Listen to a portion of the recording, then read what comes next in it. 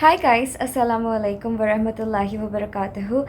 I hope you guys are doing amazing. Okay, for this video, I'm going to teach you guys how to detach from everything worldly to a great extent so that you will be able to live with a mindset, I will one day leave this world, so I should focus on pleasing the creator of this world instead of the creation. I should attach to the creator to whom I shall return, because from him I have come and to him I shall return, and I should focus less on being attached on the creation. I totally do believe, as of what I've heard of the akhirah and the afterlife, that it's gonna be the length of it is the length of this life, how much ever it is.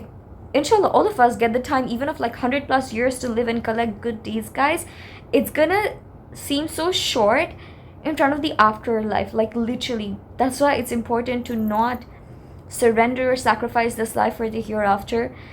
And that's exactly why you have to keep yourself detached. There are different types of attachments: anxious attachment, avoidant attachment, most of which stem from the childhood, of course, which do not have a good impact later on the person's life, as childhood impacts the person's rest of the life, or it's got to do something with what happened in your life that left a very intense impact. It could be a toxic friendship, relationship, whatever. So that is why it is important to detach. In Islam, it is whatever is haram, scientifically also to a great extent it is completely unhealthy. I've literally sought out to people for advices in my life, and the thing is that everyone's contributed bits and pieces to what they think should be their advice for me. For example, everyone's given their bit of advices to me, like my parents, everyone. But I feel like the reason I've started my own channel to advise people and I want to get out there and help out people is because I didn't get the kind of advices, the kind of motivation, the kind of encouragement that I needed. Should I complain to the people that have been around me, that have tried their level best to be there for me, to encourage me? Not at all. But the fact is that there were times that I always felt like there were some spaces that had to be filled. There was a little bit of chaos, confusion, void that I myself was left with. And I was like, I wish someone was there. Of course, in my moments where I was the weakest, or when my attachment had resulted me into being disappointed, not in that very moment did I think, okay, what is this trying to teach me? Of course, Allah teaches you through the experiences. However, when you're shattered and when you are completely at your lowest, there's a few kind of advices that you exactly need. And I feel like those kind of advices Allah gives you in the form of the learning that you ultimately eventually learn only from that particular experience. Our duty is to have tawakkul, is to have faith in Allah subhanahu wa ta'ala. I've had people in my life that I've been close to, looked up to, tell me that just detach yourself, it shouldn't be that difficult. And I've just been like, no, it's not that easy either. Mindset shift has a very important role in bringing about a change in your life. That's one of the first steps, yeah? But that ain't it. You have to work towards it too. And there are some conscious steps that you have to actually take in order to detach yourself. Because when it comes to detachments especially, it's very easy to say that, oh, you have to detach yourself, this and that. It's good to hear that. And for some time, it might just nullify or numb your pain because of your detachment that arose out of your attachment. But eventually, you're still going to be in that loop. But you have to take conscious steps to detach completely.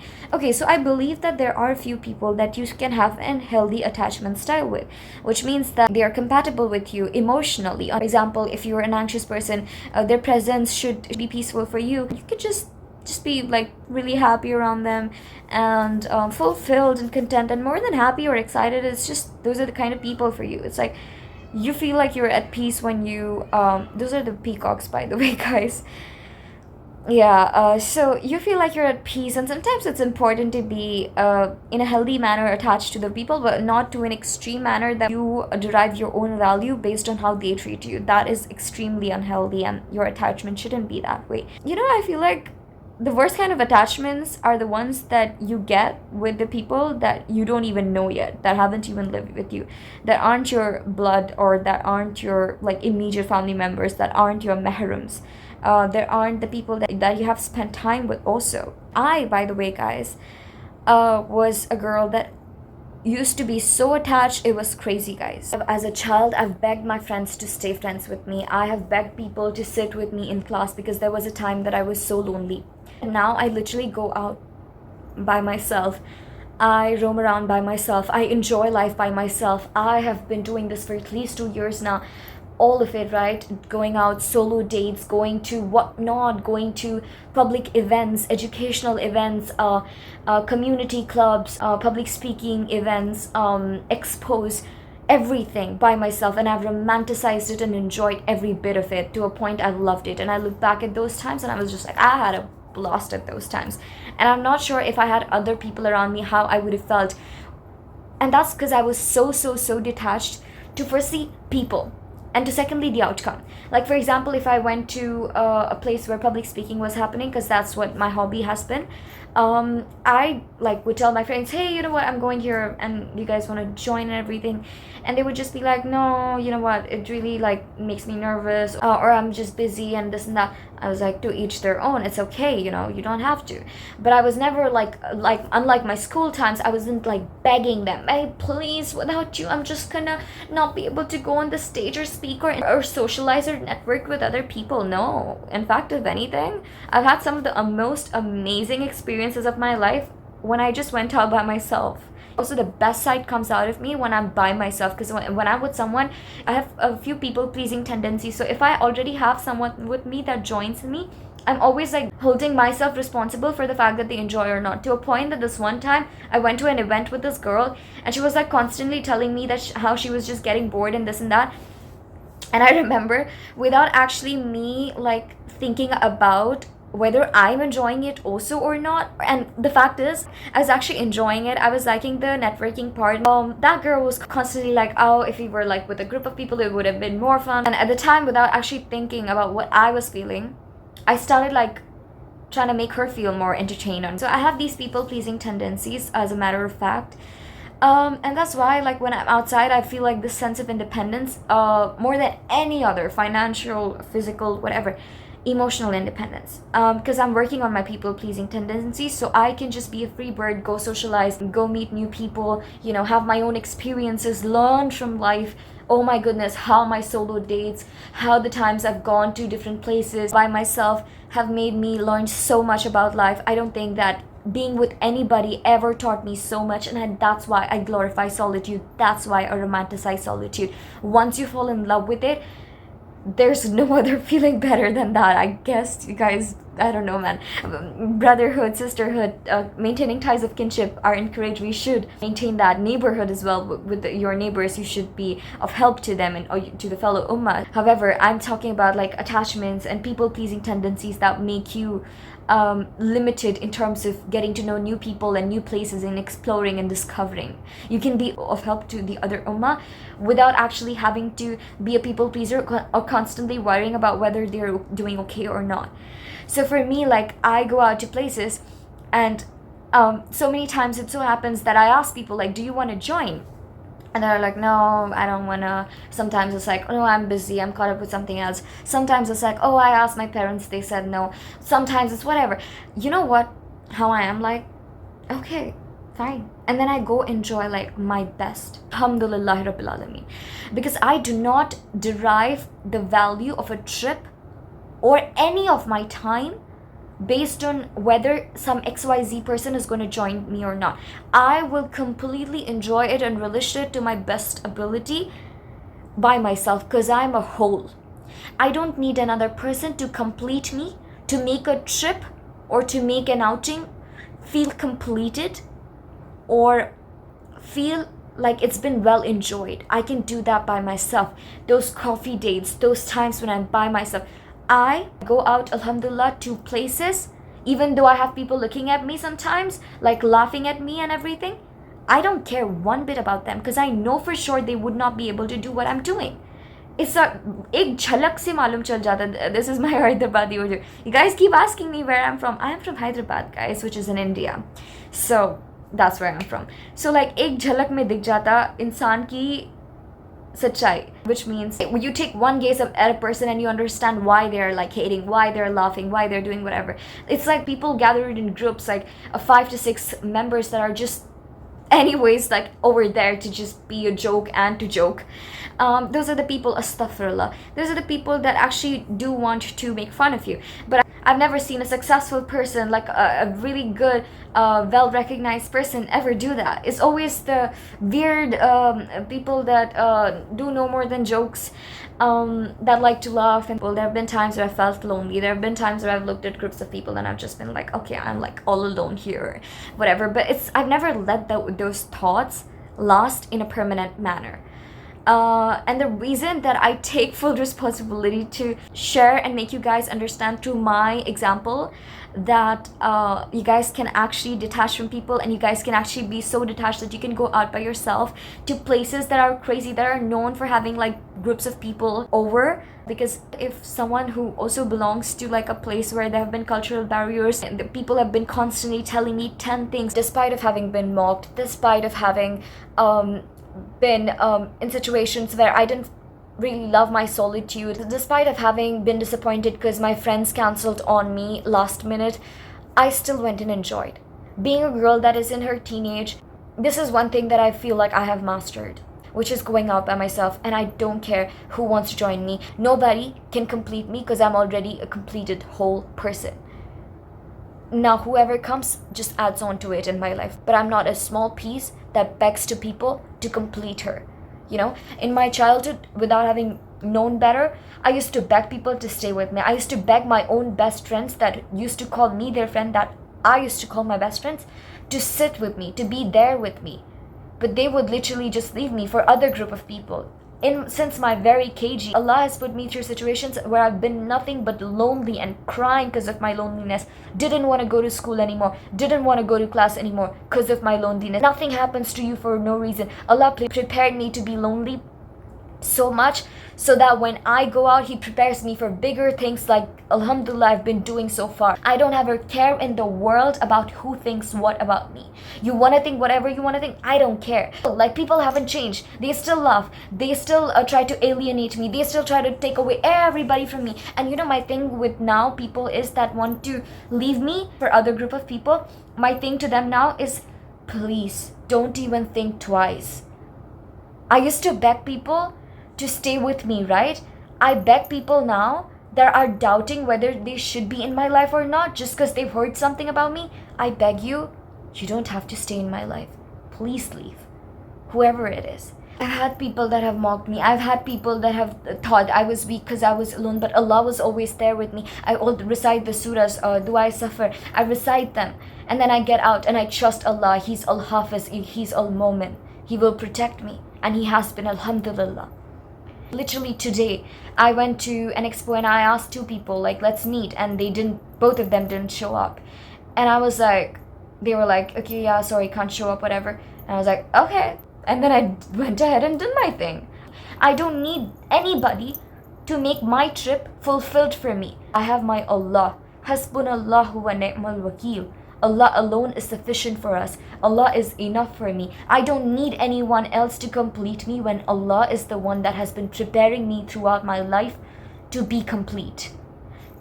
So for me, Allah's way of making me independent like this emotionally was by putting me in situations where I was so lonely, I had no friends in my life, that now I have a lot of people, I kid you not, that want to be my friends. But I keep them at an arm's length because I'm like, no. People had a lot of power over me when I was a kid. Now let me just assess who has that power over me. Let me just examine whether or not I like you. Earlier, it was always like, do they like me? Today, it's like, do I like them? Are they providing any value in my life? Are they good enough for me? Are they showing efforts as much as I am? That is why this mindset has always helped me. And okay, everyone's gonna be like, okay, but you can do it. You got that in you. You were being prepared for it or whatever. And it might have worked for you. I get scared as anything. I cannot do it for the life of me. I promise you, I had the same kind of mentality when I started off initially. Okay, I literally used to go to this public speaking club called Toastmasters. I used to go there by myself, and I used to interact with literally like people that were 20, 30 years older to me over there. My dad was a member of that club. So I started going, and I saw these big people that were such professionals, such like experts in their fields, and they used to deliver speeches, and I used to get the jitters. So nervous. My hands used to shake, but I still used to go against everything I used to feel in this body and raise my hands and be like, I want to participate. I want to come and talk on this stage. Let's network. I used to go up to the most intimidating person in the room, because a matter of fact is, action cures fear. I have not been born fearless. Yeah, I had to train myself. No, Khairun Nisa, you have to get out of this. This is not going to be your limit. You know you're not going to sleep well tonight if you don't do what you wanted to do. It's not because of, if I'm not able to interact with this one person, I'm not going to be able to face myself. Not that. It's not about the person. It's about when I feel like, okay, chalo, let's start talking to somebody. Let's interact with this person. And then some limitation in me, nervousness in me, the more insecure part in me tells me, no, let's do it next time. I'm like, we're not going to let that side win. All those people that seem to take action against everything they're afraid of, do you think that those guys are like born fearless or whatever? No. They have to like tell themselves. I'm passionate about public speaking, yeah? There are a few things that I don't like about it that make me really nervous. For example, the starting part give me jitters. For example, the idea, the opinion that I'd be the center of attention gives me jitters. I'm not going to let that thought that I've been attached to because of my own fears, that a person might in my childhood laughing at me, or a person, or me being embarrassed at this one point in time, the attachments to those memories have formed. I'm not going to let those fears damage my present moment. I am not limited by those moments. Okay? So whenever I feel afraid, I take action against it, because action cures fear. Your voice is not coming out, your hands are shaking, you're trembling, everything, still do it. In Islam, we're encouraged to speak the truth by Rasulullah SAW, even if our voice shakes. Do you understand the meaning of it? Think of the times you may have kept quiet because you might be perceived to be a person that you are actually not, because of your limitations to others' imaginary opinions of you that you had imagined for theirs to be. How many times were you limited by them? We're not gonna let that happen again.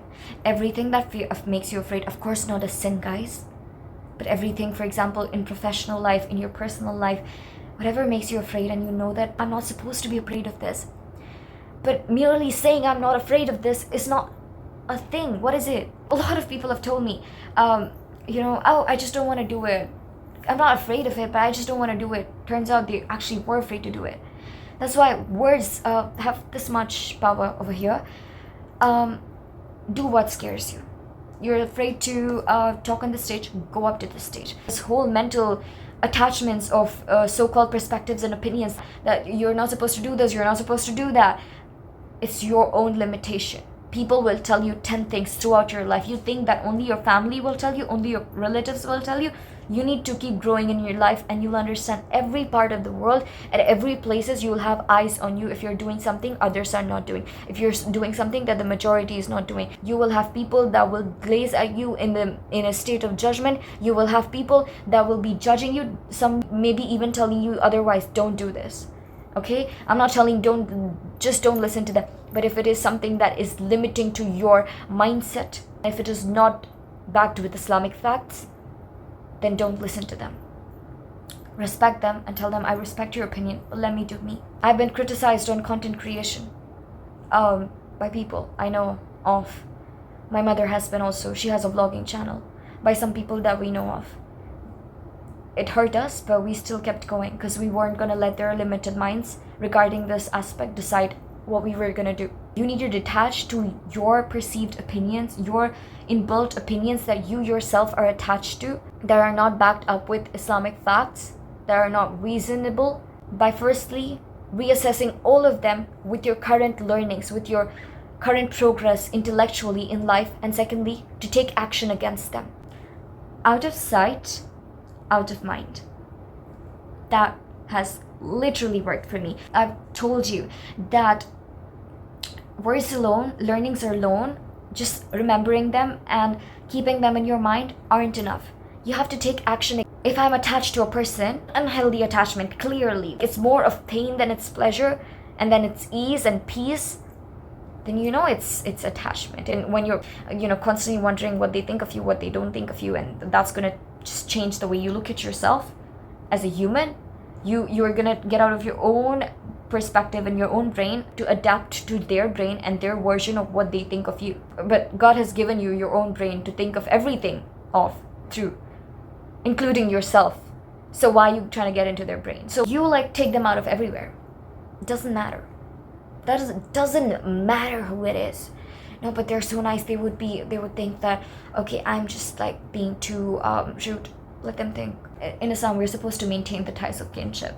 But I truly feel that if I'm talking to teenagers, and if it's a teenager that's listening to me, is it even a tie of kinship? If it is it a mahram? Yeah, is it someone that you're supposed to have all these obligations towards, that's making you happy and reciprocating it? Is it someone who you're doing it for because you just want to do it for Allah, like you do something for them and then you just go away and then you're just like, I did it because of for Allah SWT, with Him is my reward, and yeah, okay, bye, see you tomorrow, see you again. Are you like that? Or are you like, I've done this thing for them, I hope they like it.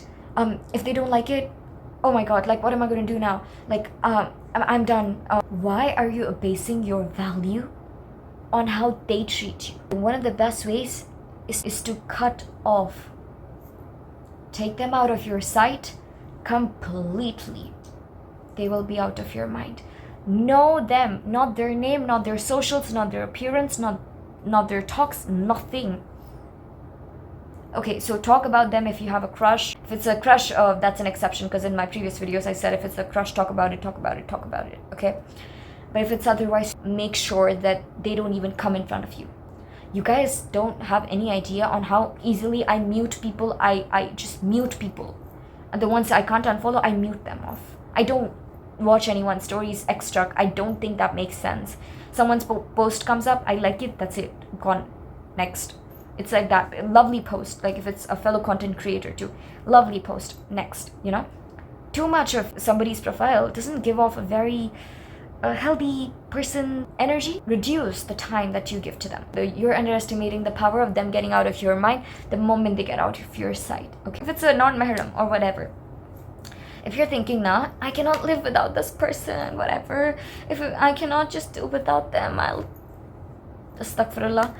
That's not true, my brother, my sister. That's not true. You guys are gonna look back at it sometime later and be like, what the hell was I saying? I'm alive. I'm okay. I'm good. Like, what was I even talking? And so don't say things like that. Don't say that I can't live without you to anyone.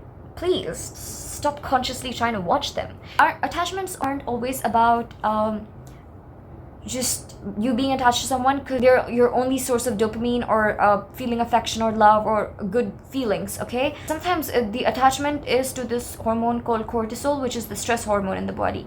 So I have a lot of people that I never got along with that stalk me on my social media. Maybe something I post stresses them out, but they still watch me.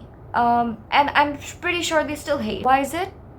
Because they're addicted to stress. They tell me they don't like me, so then when they see me, they get stressed. They like to talk crap, and then they also like to share my posts, my reels, because they get stressed and they want to take it out, that frustration, by sharing it and laughing about them, yeah?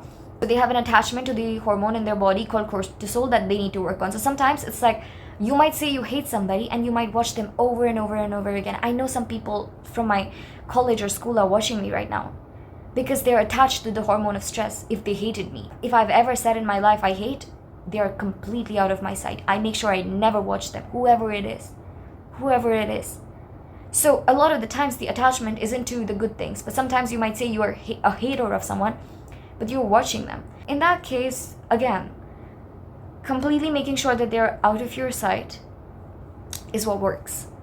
Okay, attachment in general in any way isn't healthy, guys, and it is unhealthy also because we're gonna leave this life. But we don't want a day when we regret on the day we cannot change what we did, which is we kept giving this world the whole importance, and we were so deluded in giving this world so much importance and so attached to people and their opinions of us that we forgot about our Allah. We don't want that day. Ameen Ya Rabbul Alameen. So that is why, guys, start taking action against your attachments to the thoughts that are limiting you, that have been embedded in your mind and heart through other people's views of you and through others' versions of you and how you should be, how you shouldn't be.